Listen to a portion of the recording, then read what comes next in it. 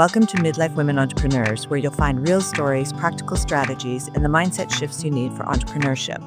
If you've ever felt like midlife was too late to launch a business, write a book, or chase a dream, think again. I'm Lynette Turner, your host, and I'm bringing you inspiring conversations and practical tips to help nudge you forward and keep growing in midlife. So let's jump in. All right. Well, I have Jensen here with me today on Midlife Women Entrepreneurs. I'm excited to chat with you. Jennifer, you and I met through the podcast. You know what we don't ever talk about is middle management, and it can be really good and it can be toxic. So I'm going to hand the floor over to you. Give yourself a bit of a background and we'll take it from there. Thanks for having me, Lynette. I'm excited to be here. I have over 29 years of corporate progressive growth in my career and have for numerous years worked as a project manager and had no authority over my teams, but had all the accountability and really had to learn quickly how to be effective as a manager and a leader. I wrote a book called Developing Authentic Leaders and wanted to help mentor and guide other leaders and built my business around that now in support of the middle management and coaching them to be effective and to really be fantastic at what they do. So you've mentored these high performers who kind of plateau in middle management. So how do you help them recognize when something is starting to show up for them and how they can shift through it? And I ask you this question because I think a lot of what you do in your role in mentoring high performers can be easily adapted to any midlife woman who's looking at a life change. Maybe there's been an event that's causing her to do something a little bit different, but then she might feel like she's plateaued. Totally. And the big thing that I do with a lot of the people I'm mentoring is put them through a self-awareness assessment so that they can better equip and understand who they are and why they're responding the way they do and how they can find their blind spots and their hidden treasures and pull those out and understand them and respond differently to situations, which will help in managing those teams when you have no authority. So what questions are you asking during that? Well, it's actually 144 questions that are asked. And you can do it in 15 to 20 minutes. And what it does is it looks at, like a lot of DISC and Insight, they look at your colors and then it takes it down to your 8 characteristics, which include like your introvert and extrovert. And then it takes it down to 24 qualities that you have and looks at those in when you're at home and most comfortable. Then it looks at your everyday, what you present to the world. And then it looks at your response when you're overstressed. And then we analyze those and show you what your strengths and weaknesses are and how to change some of your behaviors to be more effective. Okay, so what do you think shows up in these high performers who have plateaued? Are there similarities across these people? Not totally. It's all dependent on the individual because when you have plateaued, you've optimized for your current role success rather than developing executive, because a lot of individuals move from the subject matter expert in what they were doing into management, but they don't know how to take a step back and allow their teams now to be the experts in that area and change their mindset with being now management. And so that bridge requires transitioning from that subject matter expert into a business architect who sees interconnection across all functions, not just what they were used to doing before. So let's say somebody's stepping into a new role as a middle manager. Is that kind of where you get them, or is it like they're in that role and they're struggling? Both. I get both. Okay, perfect. So when somebody's stepping in new to the role, the first thing I think about is I have to now lead people and, you've got to show up a little bit differently. But what happens if they feel a little like, ooh, maybe I'm not really qualified to do this. I'm new. People are going to notice. I think they do get a little bit of imposter syndrome and then they may start to act differently. And that's not how they want to show up. So how do you help them show up as a leader, particularly when they've probably been an individual contributor for so long? It's hard when you're dealing with imposter syndrome because I think we all deal with that. I deal with that on a regular basis because I think, who am I to do this job? Because I shouldn't be the expert in this area, but why not me? And we've got to start changing that question of why not me and then start going, okay, so what can I do to be the authentic leader that I want to be? And start working through and doing baby steps. What saddens me is that a lot of organizations don't invest in their middle management, and they need to start doing a lot more investment in them with mentorship and coaching to help them to be really successful. It's going to help them to start thinking strategically, and I try and help them to see the big picture and how to understand each of their team members and how they can effectively interact and communicate with those team leaders so that they can be great leaders. It's also allowing yourself to let go of control of the things that you used to do, and now changing your mindset of what you can do and supporting your team to elevate themselves so they can be successful, which will make you look successful. Everything you were just saying there is probably no different for a midlife woman who's now had this life event that's happened. Maybe she's divorced, death, job loss, and she's really kind of, I guess, plateaued in that previous identity. And now she's got to show up a little bit differently. And I can see imposter syndrome or self-doubt starting to show up for her. And then that stops her to continue on a journey that might be shifting and a little bit different. From your perspective, can you share a time where in your own journey where imposter syndrome or self-doubt nearly stopped you, and what helped you move through it? So I actually decided that I needed to go back to university and was thinking, why do I even want to go get a university degree? Because this is ridiculous. I'm in my 30s, and went back and got the degree and did it in 3.5 years while working. And then I was like, well, someday I'd like to write a book. But then I was like, no, who am I to write this book? I don't think I can write this book. And who's going to actually read it? Because what do I have to offer? And then after mentoring so many individuals and writing my own little notes to help me as I was mentoring and coaching other individuals, 2 colleagues got a hold of the book and said, Jen, you need to write this, and you need to do it now. And so they forced me to. I had an accountability partner, one of them was, and she met with me once a week to ensure that I was writing every chapter in order to be successful. And so with dealing with imposter, get people around you to hold you accountable, to go and push through all the negatives and to be your cheerleader, because you're going to need a cheerleader as you go through this life and this journey as a midlife woman. That's super interesting because we talk a lot about that on this podcast, where the importance of mentorship and not going it on your own and creating or finding a community to help support you. And I don't even think we have this realization until we've hit midlife, until we've hit that event where all of a sudden you realize, wow, I'm no longer this person that I was before. And so you're sort of freaking out a little bit. How do I get this done? And we start to show up a little bit differently, and we can feel a little bit invisible.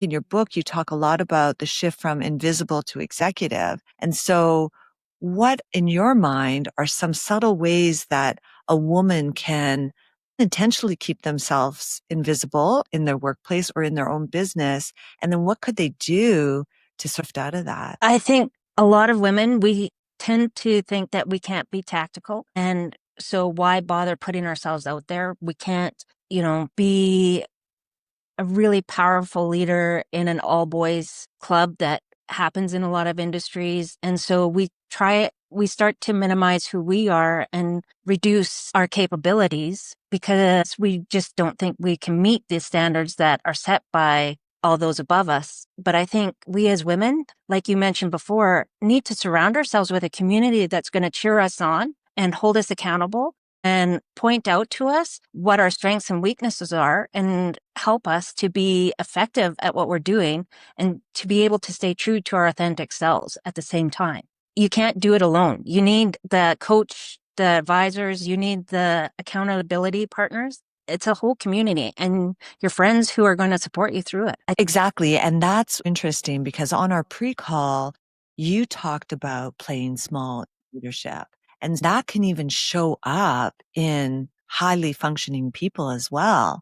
And so what in your definition does it mean to play small in your life, in your business, in leadership? It's when we take a back seat and we have all the skill sets and all the abilities to do what we can, what is before us, but we choose not to.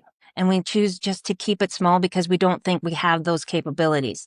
But it's once we know who we are that you will go for so much further. Because I had that experience in my own world when I was dealing with a traumatic situation with my parents and my dad, especially with cancer. I found out who I truly was and what I was capable of, which then really helped in writing the book and starting my business because I was like, nope, I can do this. And especially in a woman in her 40s, going into my 50s next year, I'm excited about because I've learned to be more confident and who I am in my 40s. And I'm excited to see what the 50s are going to bring. Okay, well, I love that because not everybody's excited about turning 50, but I love that. So you said something really interesting there where it really was this moment in time that helped to shift you and the way that you're thinking. It was sort of the catalyst for starting a book.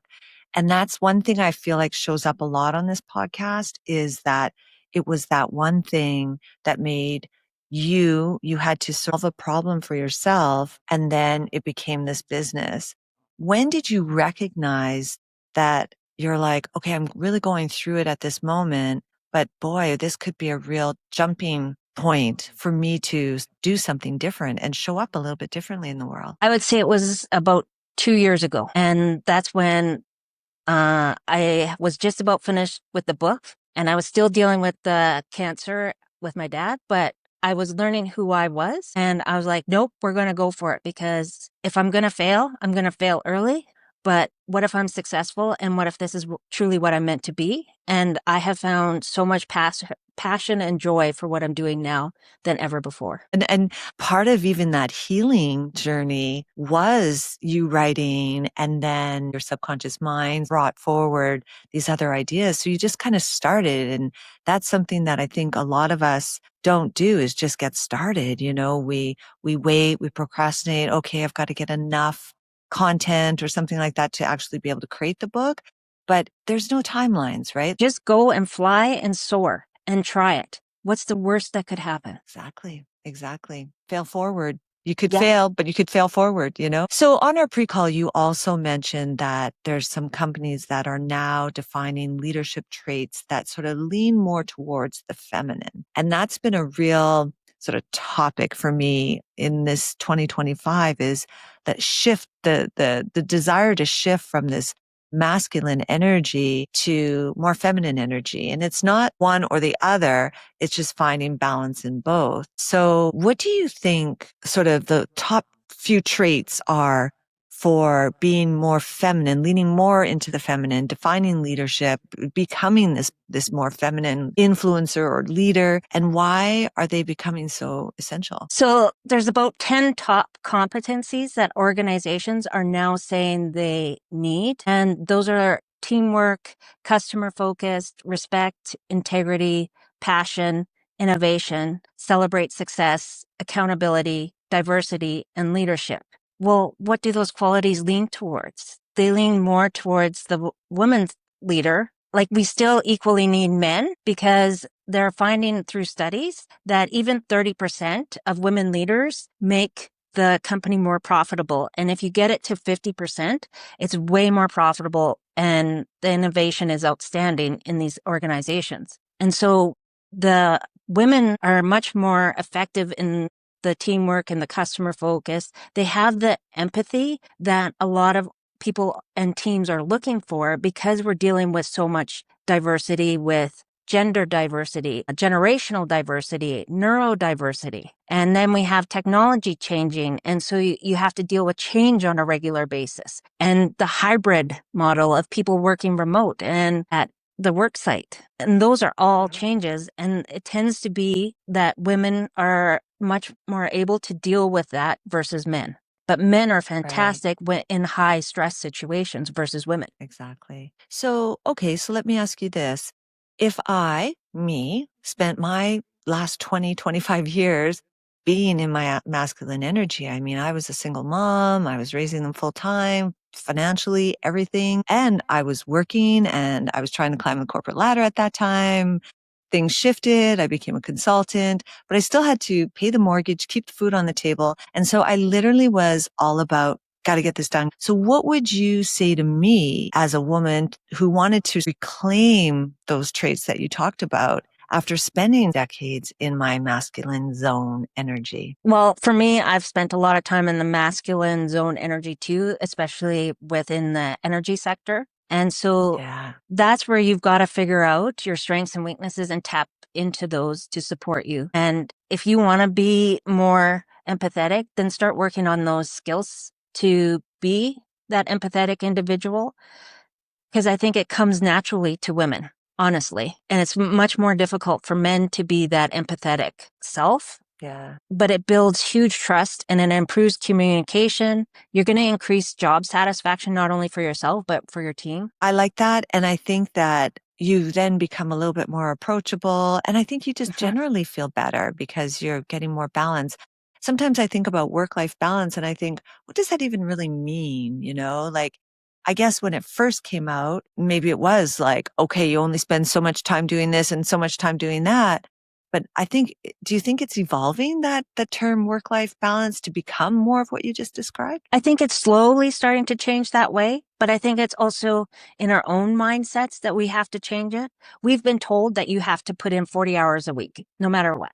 Well, do we really have to? Can we be effective? And this is where the hybrid model has really helped made us question that, is can we be more effective when we're at home can we spend like 40% of the time or 60% of the time doing the work versus the 100% that they were asking for?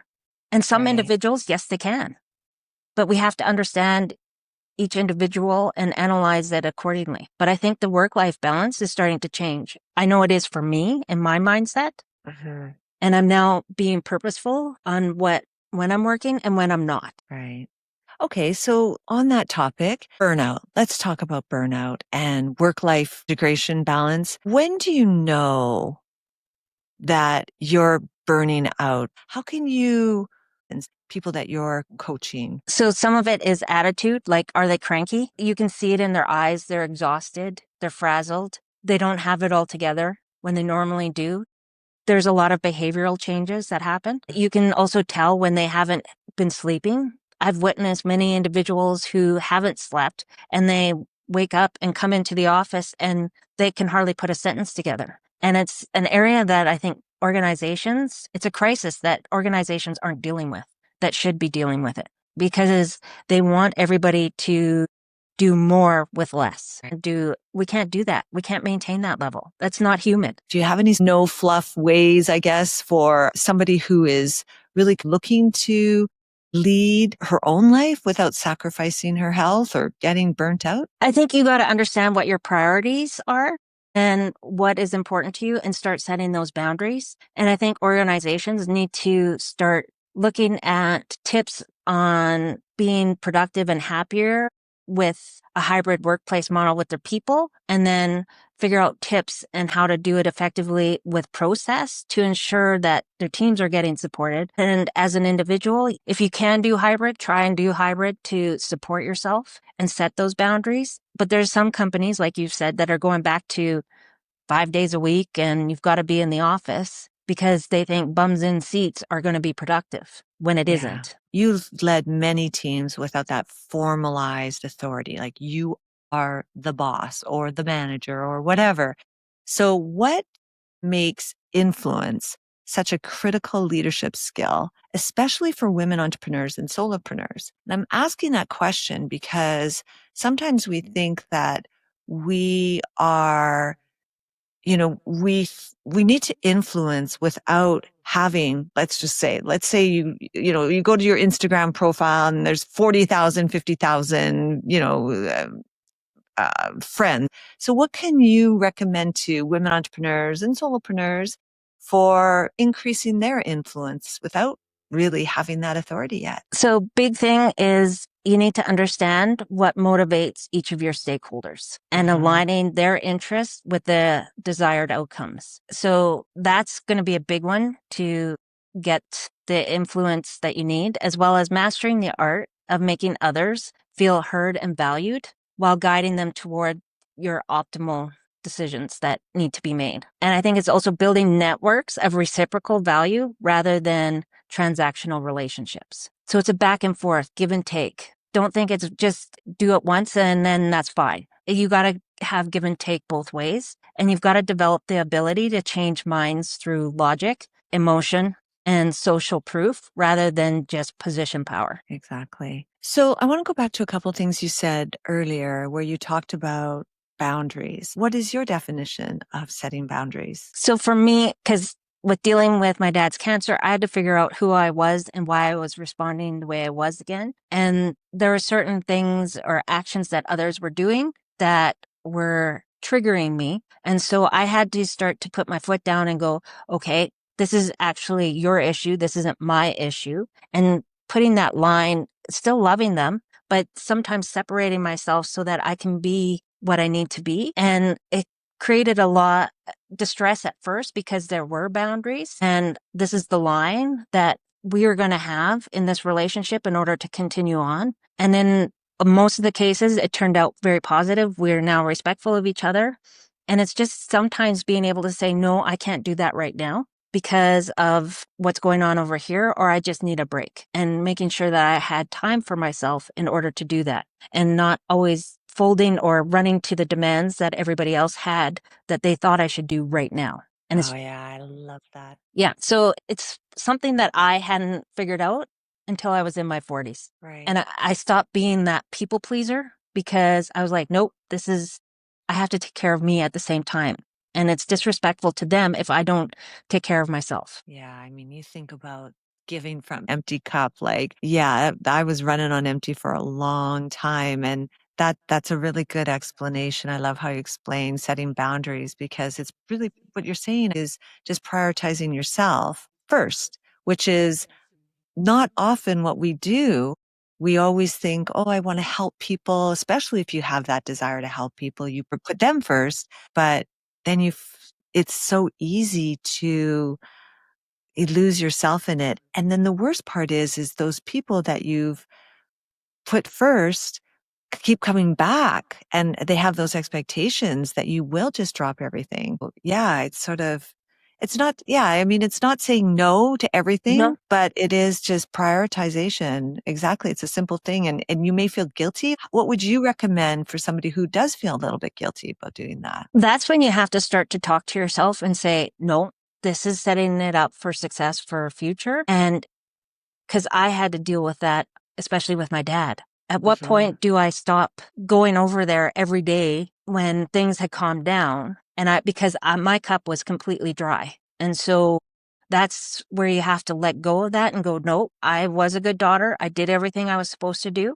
but it's now time for me to take a step back and focus on me for a change. Exactly. Exactly. And I think too, like what you just said there about, taking care of your dad, and it really causes a bit of trauma, if you're not taking yourself seriously during that process. Did you ever feel a little bit traumatic from it, Yeah. or where your energy was impacted? Oh, my word, totally. There was many weeks I Mhm. didn't know how I was going to survive. And Right. there are points where you have to be careful too. You become resentful of the situation because you're so tired. Exactly. And that's not fair to the parent or the individual that you're now resentful. You need to do something then to take a step back so you can take care of that and be effective with them. Jennifer, let's move to your book a little. What am I going to get from it as a reader? What would you say the key takeaways for everybody? Because it's not just dedicated to middle managers. The philosophies are the same for running your life. So the big thing that I did with this book is very different than any other book out there, is that it's all in bullet points. There's not paragraphs in there. And there's Okay. 52 topics, so you can do it one per week. And they're only 2 to 3 pages long. So they're very short, to the point, no fluff. And it's an easy read. And you can use it as a reference guide to pick up during different situations to get insight and advice on. It's almost like a coach in a book. Right. And so it ranges from a huge number of topics, all about dealing with yourself and figuring out your authentic self, then going into some key characteristics of an authentic leader, and then going into building your teams and how to influence them and how to build teams and communication. all in there. Okay, well, that's great. So Jennifer, tell us, where can people find you? You can find me at authenticleader.ca, or you can email me at info@authenticleader.ca. And if you want a copy of the book, you can get it at Amazon, Indigo, anywhere online, worldwide. Okay. Well, Jennifer, you've been great. Thank you for sharing your story. Well, thank you for having me. It's been an honor and a privilege. Thank you. Hey, it's Lynette. Thanks for listening today. Please like and subscribe. And if there's somebody out there that you think could benefit from the episode, give it a share. Midlife is your time, so go get it.